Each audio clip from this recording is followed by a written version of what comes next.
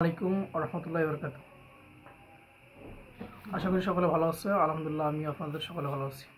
আমি যে টপিক নিয়ে আজকে আলোচনা করব সেটা হলো পর্যায় সারণী, নবম ও দশম শ্রেণীর ছাত্র ও ছাত্রীদের জন্য। চতুর্থ অধ্যায় আছে পর্যায় সারণী। পর্যায় সারণীর জনক হলো মেন্ডেলিভ। তো আমরা যারা শর্টকাট পর্যায় সারণীর পারমাণবিক সংখ্যা জানি, কিন্তু আমরা আণবিক সংখ্যা কীভাবে নির্ণয় করবো সেটা আমরা সকলে জানি না। তো এই আণবিক সংখ্যা নির্ণয়ের জন্য কিছু টেকনিক আছে, সেই টেকনিকগুলো অবলম্বন করলে আমরা 1 থেকে 30 পর্যন্ত মৌলগুলোর আণবিক সংখ্যা নির্ণয় করতে পারবো।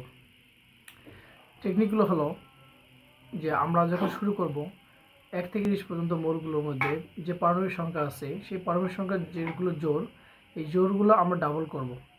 আর যে সংখ্যাগুলো বেজোড়, এই বেজোড় সংখ্যাগুলো ডাবল করব এবং তার সাথে 1 যোগ করব। তাহলে আমরা আণবিক সংখ্যা পেয়ে যাব। তাই আমাদের এখন বুঝতে আমরা কোনো একটি মৌলের পারমাণবিক সংখ্যা জানি, কিন্তু আণবিক সংখ্যা জানি না। এই আণবিক ভর সংখ্যা নির্ণয়ের জন্য আমরা মৌলের পারমাণবিক সংখ্যা আমাদের জানতে হবে, এবং এই পারমাণবিক সংখ্যা জোড় হলে তা 2 দিয়ে গুণ করে বা ডাবল করব এবং যেটা বেজোড় সংখ্যা, সেই বেজোড়টাকে 2 দিয়ে গুণ করে তার সাথে 1 যোগ করলে আমরা আণবিক ভর সংখ্যা পেয়ে যাব।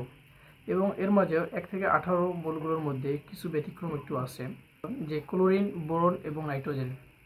আমরা জানি বোরন তো এটা 4, এর পারমাণবিক সংখ্যা 4 জোড়।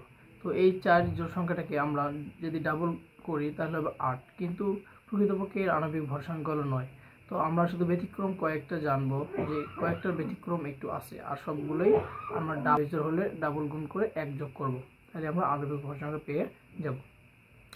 তাহলে আমরা বুঝতে পারলাম এখন বোরন হলো পারমাণবিক সংখ্যা 4, এর সাথে আমরা 2 গুণ করে 8 করার পর আমরা 1 যোগ করা লাগে, মানে এটা একটু ব্যতিক্রম নিয়ম।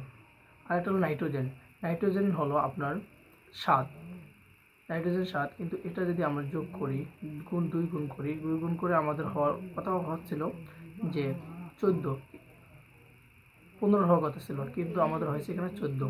তার মানে এটা একটু নিয়ম ব্যতিক্রম। আর ক্লোরিন আমরা সবাই জানি 35.5। তো আমাদের সবাই জানা থাকলো যে আমরা 1 থেকে 40 পর্যন্ত মৌলগুলো আণবিক ভর জানি, কিন্তু আণবিক ভর নির্ণয় করার জন্য আমাদের কী কী অবলম্বন করতে হবে তা আপনারা জানেন। এবং 21 থেকে 30 পর্যন্ত মৌলগুলোর আণবিক ভর নির্ণয় করার জন্য আমাদের একটা সূত্র অবলম্বন করতে হবে। সেটা হলো যে 21 থেকে আমাদের যদি আণবিক ভর নির্ণয় করতে যাই, আমরা সবগুলো ডাবল করব মানে 2 দিয়ে গুণ করব, পারমাণবিক সংখ্যাকে 2 দিয়ে গুণ করে ডাবল করব। ডাবল করার পর আমরা তার সাথে একটা আমি টেকনিক বলতেছি, সেটা আমরা মনে রাখি এবং যোগ করি, তাহলে আমাদের আণবিক ভর সংখ্যা বেরিয়ে আসবে। সেটা হলো যে 34, 54, 43 5.5 এর মানে হলো যে 21 সংখ্যাটা, যে স্ক্যান্ডিয়াম হলো 21, এর সাথে যদি আমরা যোগ করি 21 দিয়ে যোগ করি তাহলে আমাদের হবে 42। এই 42-এর সাথে যদি আমরা 3 যোগ করি তাহলে আমাদের আণবিক সংখ্যা ভর আসবে 45। তো আমরা এই যে বললাম আমি যে 34, 54, 43 5.5, প্রথম যে সংখ্যাটা আছে 34, এই 3 যোগ করবো স্ক্যান্ডিয়ামের সাথে, তারপর যে 4 আছে টাইটেনিয়ামের সাথে আমরা ডাবল করে করবো, তাহলে আমাদের পারমাণবিক ভর সংখ্যা থেকে আণবিক ভর সংখ্যা আমরা পেয়ে যাব। তো সবাই যদি ফলো করেন তো সবার ইনশাআল্লাহ আশা করা যায় 1 থেকে 30 পর্যন্ত মৌলগুলো আণবিক ভর সংখ্যা মুখস্থ করা লাগবে না, সহজভাবেই আপনারা লিখতে পারবেন।